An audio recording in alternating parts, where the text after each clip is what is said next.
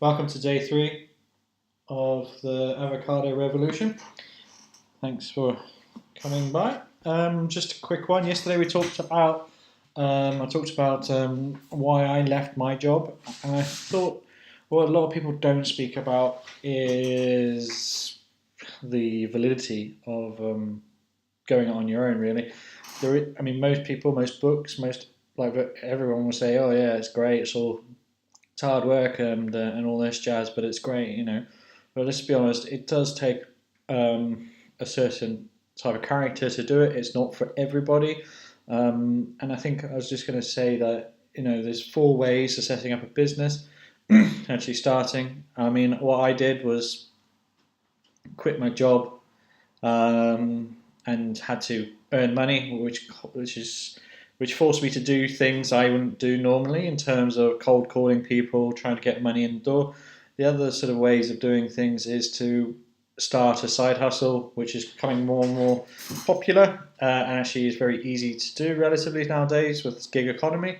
But at the same time, it doesn't really push you straight out of the comfort zone, so you can be, depending on your personality, you could be on either side for quite a long time. And then the third option, which is getting more and more popular as well, is just building up sort of a personal brand, really, and doing just what you enjoy doing. And then if you are very good at it, then you eventually can be able to get paid to do what you enjoy doing. And then the fourth is stay in your job, really, and just get better at it and enjoy it more. So on those sort of things, there's a few books I'd recommend.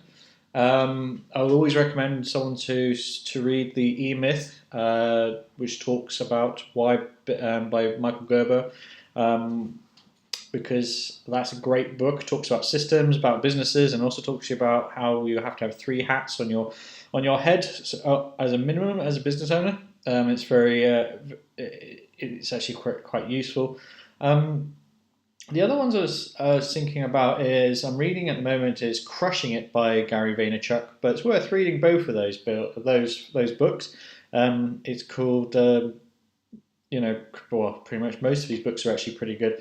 But he's a bit of unless you really what's it called?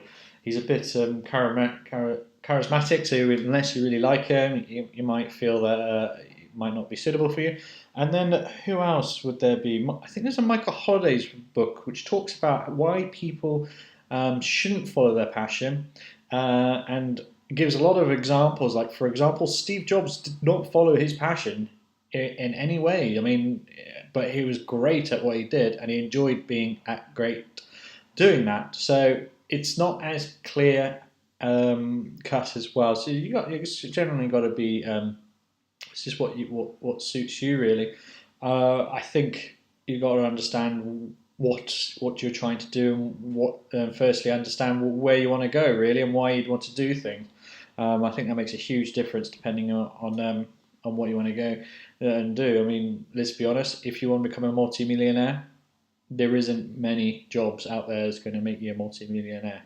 Being an entrepreneur is one of those jobs that can get you that, but I think it's pretty much iterated by everybody who's ever set up a business is that if you do it for money, you're going to fail. It shouldn't be your main sort of motivation, because it takes a lot of time and effort to go through building up brands and all that jazz, and it takes a long time to actually to achieve what you want to do. I mean, that said, there are people out there that literally become stars overnight and earn millions of pounds. But as you probably realise that those are the outliers and not the norm. What you should always try and take consideration if you're doing any data analysis is that you can only see the successes.